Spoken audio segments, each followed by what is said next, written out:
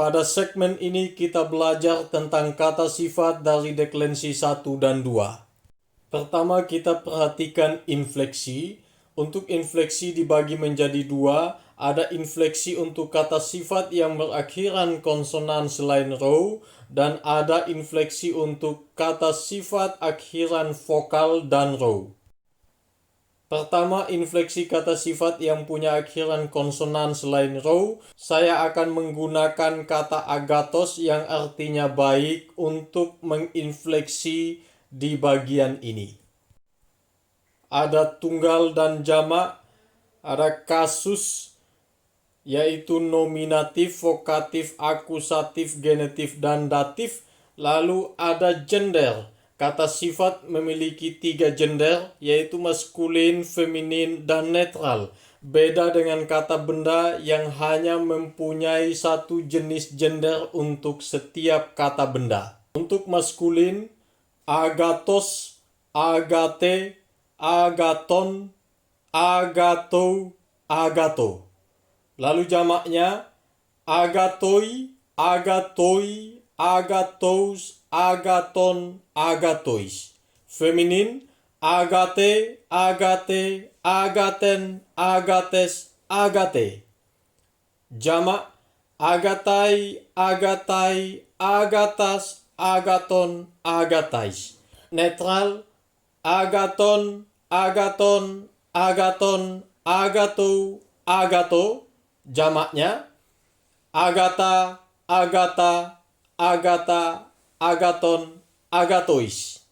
Perhatikan, semua akhiran maskulin sama dengan akhiran logos, semua akhiran feminin sama dengan akhiran agape, dan semua akhiran netral sama dengan paidion, seperti yang kita sudah pelajari di bagian kata benda. Lalu yang berikut infleksi kata sifat yang berakhiran vokal dan juga row. Saya menggunakan kata hagios, artinya kudus, untuk menginfleksi bagian ini. Nah, untuk maskulin, hagios, hagie, hagion, hagio, hagio. Jamaknya hagioi, hagioi, hagios, hagion, hagiois.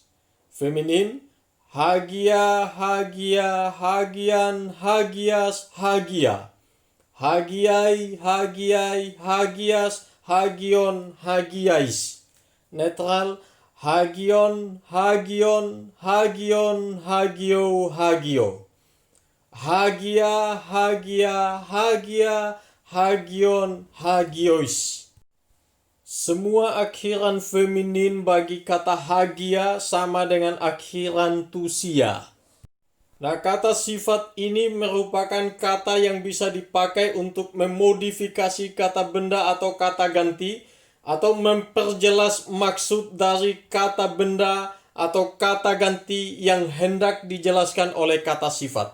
Nah, dalam kasus menjelaskan atau memodifikasi kata benda atau kata ganti, maka kata sifat harus selalu sama dengan kata bendanya dalam hal kasus, kelamin, dan jumlah. Salah satu saja dari kasus atau kelamin atau jumlah yang tidak sama dengan kata benda, maka dapat dipastikan bahwa kata sifat itu tidak sedang menjelaskan kata benda atau kata ganti. Bahasa Yunani tidak mempunyai kata yang spesifik untuk mengartikan hal di dalam bahasa Indonesia. Itulah sebabnya akan dipakai bentuk netral untuk menerjemahkan kata hal di dalam bahasa kita. Selanjutnya kita memperhatikan penggunaan kata sifat di dalam kalimat. Ada 3 penggunaan, yaitu atributif, predikatif, dan substantif. Yang pertama atributif, yaitu kata sifat mencirikan kata benda. Nah, jika tidak ada kata sandang, maka kata sifat bisa ditempatkan di belakang atau di depan kata benda. Nah, dalam terjemahannya biasanya akan ditambahkan dengan kata yang. Contohnya, doulos agathos atau agathos doulos mempunyai kesamaan makna. walaupun kata agathos yang merupakan kata sifat bisa ditempatkan di depan atau di belakang, maknanya tetap sama. Ini sedikit berbeda dengan bahasa kita. Kalau diterjemahkan lurus, maka yang pertama doulos agathos adalah seorang hamba yang baik, sedangkan yang di bawah agathos doulos, kalau diterjemahkan lurus, maka jadinya yang baik seorang hamba. Tapi bahasa Yunani walaupun dipasang di depan atau di belakang kata benda untuk kata sifatnya, maknanya tetap jelas. Lalu jika ada kata sandang, maka kata sifat selalu didahului oleh kata sandang. Tapi terjemahannya tetap sama. Contoh, ho agathos doulos. Terjemahannya hamba yang baik itu, atau ho doulos ho agathos. Terjemahannya tetap hamba yang baik itu. Pada prinsipnya, kata sifat harus selalu mendapatkan kata sandang di bagian ini. Lalu penggunaan yang kedua sebagai predikatif, yaitu kata sifat menyatakan kata benda. Kata sifatnya bisa ditempatkan di depan atau di belakang kata benda, tetapi kata benda harus selalu mempunyai kata sandang dan kata sifatnya tidak mempunyai kata sandang. Contohnya demikian, agathos ho doulos. Agathos tidak mempunyai kata sandang, sedangkan kata benda doulos mempunyai kata sandang. Demikian juga contoh di bawahnya, ho doulos agathos. Terjemahannya tetap sama. Hamba itu adalah baik. Penggunaan kata sifat seperti ini sering kita temukan di dalam Alkitab PB. Tetapi yang ada di PB sering menggunakan kata kerja bantu. Walaupun demikian, entah menggunakan kata kerja bantu atau tidak, maknanya tetap sama. Kita memperhatikan contoh penggunaan kata kerja bantu dengan makna yang sama. Ho doulos estin agathos atau agathos estin ho doulos, artinya hamba itu adalah baik. Sama juga dengan kata yang sebelumnya, agathos ho doulos, artinya hamba itu adalah baik. Hanya di bagian ini menggunakan kata kerja bantu, sedangkan bagian sebelumnya tidak menggunakan kata kerja bantu. Penggunaan ketiga adalah sebagai substantif, yaitu kata sifat dipakai sebagai kata benda. Ketentuan ini bisa berlaku jika kata sifat tidak sedang menjelaskan kata benda, atau mungkin tidak ada kata benda atau kata ganti di dalam sebuah kalimat yang sama kasusnya, gendernya, maupun jumlahnya. Nah, untuk ketentuan bagian ketiga sebagai substantif ini, maka kata sifat selalu didahului oleh kata sandang dan tidak ada kata benda yang segender, sekasus, dan sejumlah dengan kata sifat. Contohnya ho pistos. Pistos artinya setia, tetapi ketika mendapatkan kata sandang, maka ho pistos artinya adalah laki-laki yang setia itu. Hepiste, perempuan yang setia itu. To piston, hal setia. Perhatikan, untuk gender maskulin mengacu kepada laki-laki, untuk feminin mengacu kepada perempuan, sedangkan netral mengacu kepada hal atau hal-hal. Ho protos, laki-laki yang pertama. Protos itu artinya pertama, tetapi ketika kata sifat berfungsi sebagai kata benda, maka terjemahannya laki-laki yang pertama. Hai agatai, perempuan-perempuan yang baik.